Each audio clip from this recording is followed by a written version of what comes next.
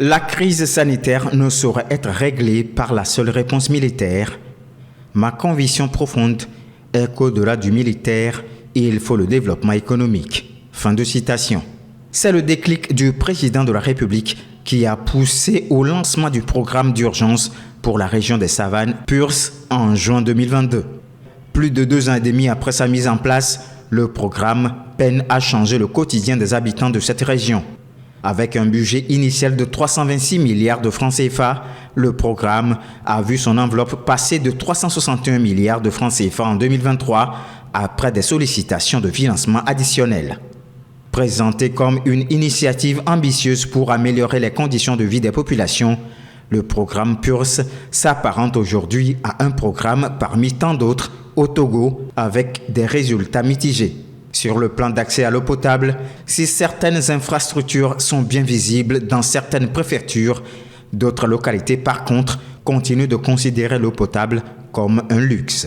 Concernant l'électricité, le réseau a été étendu à plusieurs villages. Cependant, les habitants capables de se connecter au réseau se font rares. Ce qui suscite de l'indignation dans la région aujourd'hui, c'est l'abandon du bitumage de la pénétrante de la nationale numéro 24, lancée en décembre 2023. Selon le site d'information labali.com, plusieurs ouvrages dans la région, lancés en grande pompe avec des délais annoncés avec assurance, sont aujourd'hui au mieux au ralenti, dépassant de plusieurs mois les échéances et au pire, simplement abandonnés. La pénétrante de la nationale numéro 24 et la rue des femmes prouvent à suffisance que le programme n'échappe pas à la coutume d'abandon de chantier.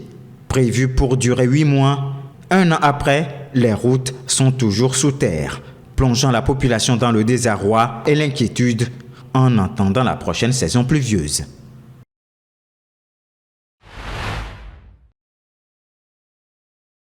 Malgré les potentialités pour la production de riz au Togo, la production locale ne couvre que 32% de la demande. Ceci fait que les importations ne cessent d'augmenter chaque année. Selon les données de l'Institut national de la statistique et des études économiques et démographiques, en 2023, le pays a importé en valeur plus de 43 milliards de francs CFA de riz. Il s'agit d'une progression dépassant les 150% comparé à 2019 où les importations s'élevaient à 16 milliards de francs CFA. Ainsi, en 2023, le pays a importé plus de 52 000 tonnes de riz thaïlandais. Outre la Thaïlande, l'Inde reste le principal exportateur de riz vers le Togo, représentant près de 90% des importations de riz du pays. Ces chiffres illustrent la dépendance excessive du Togo, ce qui appelle à des actions urgentes pour surmonter les contraintes et atteindre l'autosuffisance en riz selon les experts. Face à la situation, le pays a le devoir de tout mettre en œuvre pour valoriser le riz du terroir et favoriser également sa disponibilité pour la consommation de tous.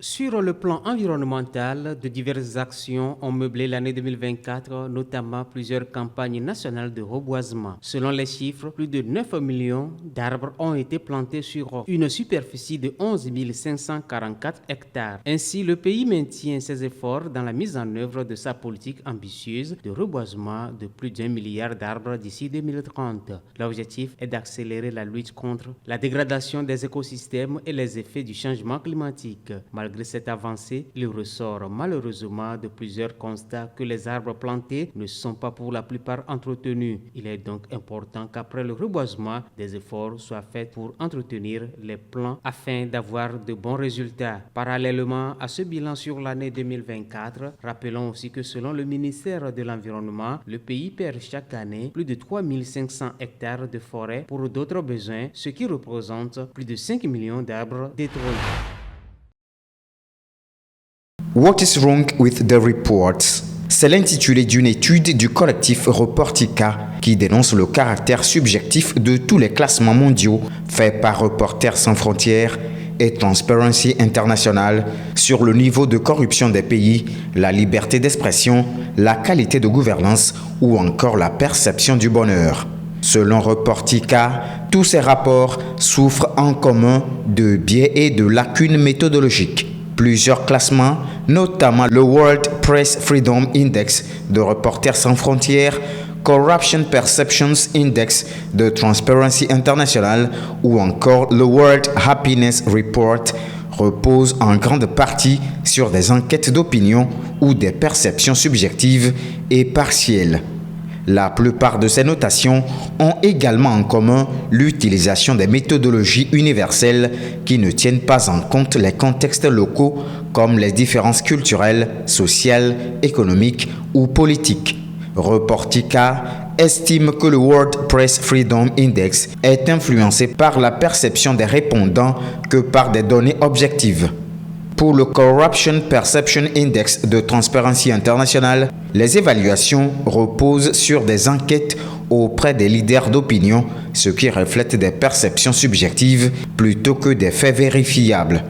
Le World Happiness Report est aussi critiqué pour sa dépendance des perceptions subjectives, des biais en faveur des pays développés, son incapacité à refléter les inégalités locales et sa définition restrictive du bonheur qui ne prend pas en compte les différences culturelles.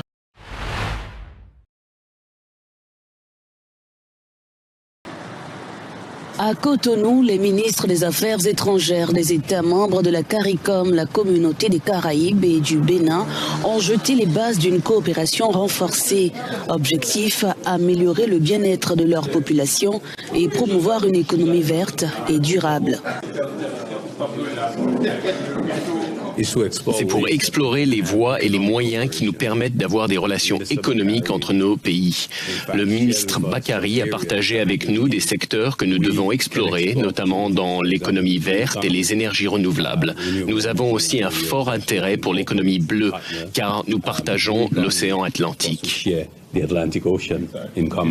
Plusieurs pays des Caraïbes, à savoir Haïti, la Dominique, les Bahamas et la Grenade étaient présents.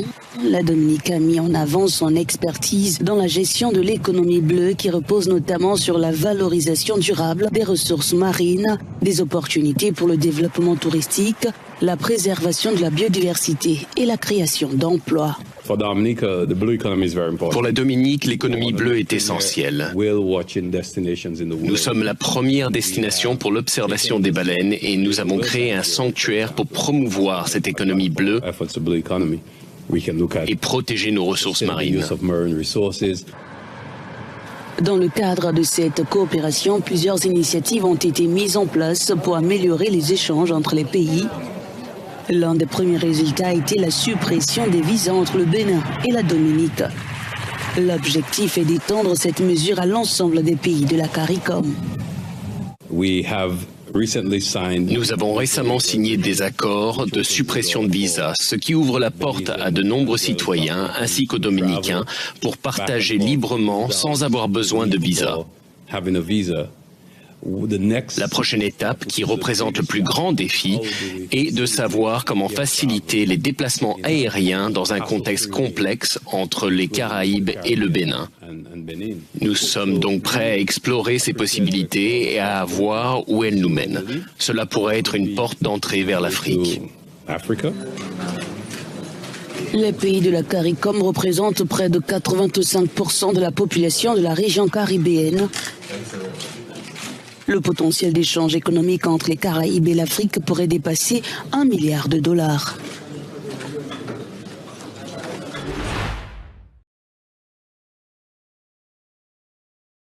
Le Nigeria fait son entrée au sein des BRICS en tant que pays partenaire.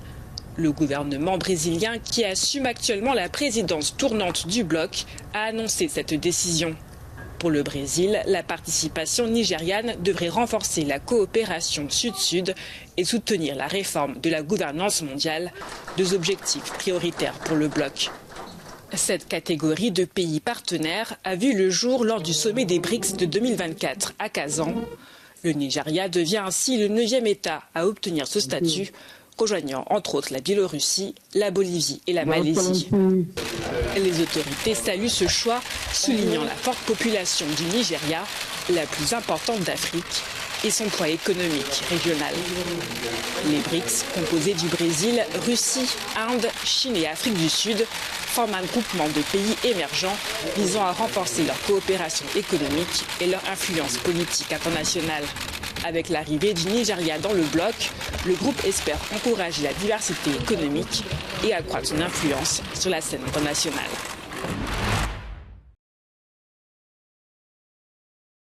Midi, chers auditeurs de la radio Amplitude FM, cette affaire qui continue de susciter des passions élevées, des émotions plus de 2 ans après.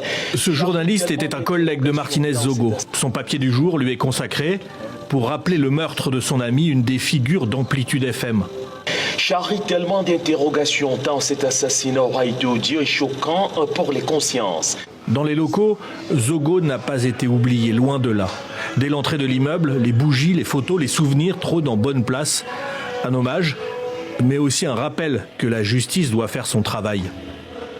Figurez-vous en cet instant que quand vous sortez de chez vous, vous avez l'engouement, vous avez la volonté de venir travailler, mais quand vous entrez, la chapelle ardente dans la salle d'attente vous accueille. Ça vous paralyse le moral. Vous comprenez dans quel état d'esprit nous nous trouvons. 2 ans après, ça piétine. On ne comprend pas, ça tourne en rond. Il faudrait qu'on nous libère. Et on libère aussi la famille de Martinez Zogo. Martinez Zogo est décédé il y a 2 ans et à l'époque, l'affaire faisait la une des journaux camerounais. Une partie de la presse camerounaise titre sur la mort de l'animateur radio, à qui profite le crime, ou encore ses photos terrifiantes en une. Des vidéos ont également circulé comme celle-ci. Elle montre le corps du journaliste dans un drap blanc transporté vers la morgue. Un corps mutilé retrouvé dans une fosse dans un quartier proche de Yaoundé, 5 jours après sa disparition, présenté comme un enlèvement. Aujourd'hui, banderoles et photos du journaliste ont été installées devant sa radio Amplitude FM. Pour ce jour de commémoration, ses collègues se sont réunis dans le studio pour une émission spéciale où chacun se souvient. J'entends parler justement d'une possible disparition de Martinez Zogo. Mais sans pouvoir discuter des réponses apportées par la justice, car il n'y en a pas. À ce jour, 17 personnes sont accusées pour meurtre, assassinat ou complicité de torture, mais elles n'ont toujours pas été jugées. 15 audiences se sont tenues au tribunal militaire, mais aucune ne concernait les faits à examiner, seulement les procédures.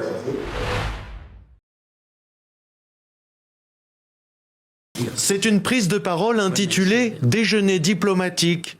Le président rwandais, Paul Kagame, s'en prend à son homologue congolais, Félix Tshisekedi. La personne qui pose problème dans la situation dont je parle, entre le Rwanda et la RDC, n'a jamais, et par 2 fois, été élu.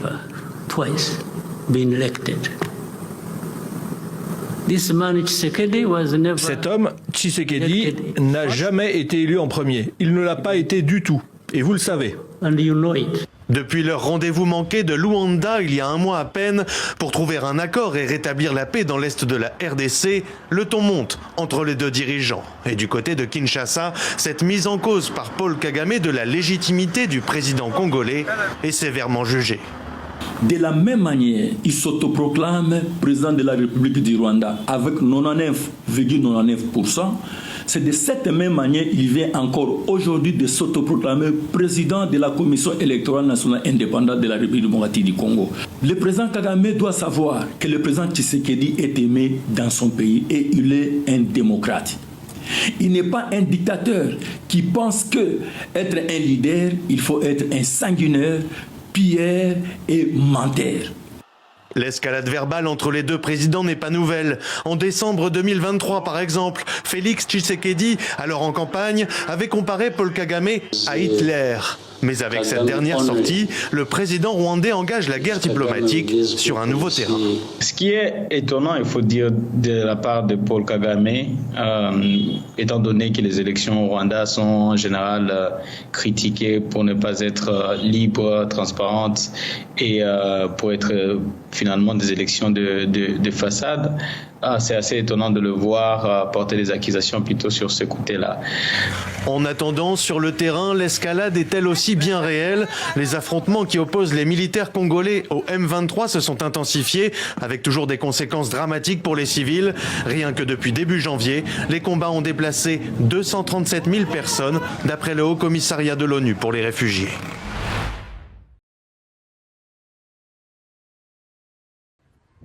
Depuis avril 2023, le conflit au Soudan voit s'opposer l'armée dirigée par le général Abdel Fattah el-Burhan aux paramilitaires des forces de soutien rapide menées par le général Dagalo. Aujourd'hui, le conflit devient encore plus menaçant pour les civils qui en subissent les conséquences. Le conflit au Soudan prend une tournure encore plus dangereuse pour les civils après les informations selon lesquelles des dizaines de personnes ont été brutalement tuées lors d'attaques ethniques ciblées dans l'état d'Al Jazeera et alors que des informations font état d'une bataille imminente pour le contrôle de Khartoum. L'armée soudanaise a réussi à avancer cette semaine sur la ville d'Al Jazeera, justement reprenant ainsi la capitale de l'état, Wad Badani, aux forces de soutien rapide qui la contrôlaient depuis un an. Les attaques de représailles d'une brutalité choquante contre des communautés entières sur la base d'une identité ethnique réelle ou supposée sont en augmentation, tout comme les discours de haine et l'incitation à la violence. Il est urgent d'y mettre un terme. Par ailleurs, quelques 120 civils auraient été tués et plus de 150 blessés lors d'attaques de drones dans la ville d'Omdurman le 13 janvier. De graves inquiétudes persistent également pour les civils du Darfour Nord, où les attaques à motivation ethnique menées par les forces de soutien rapide continuent à faire des victimes.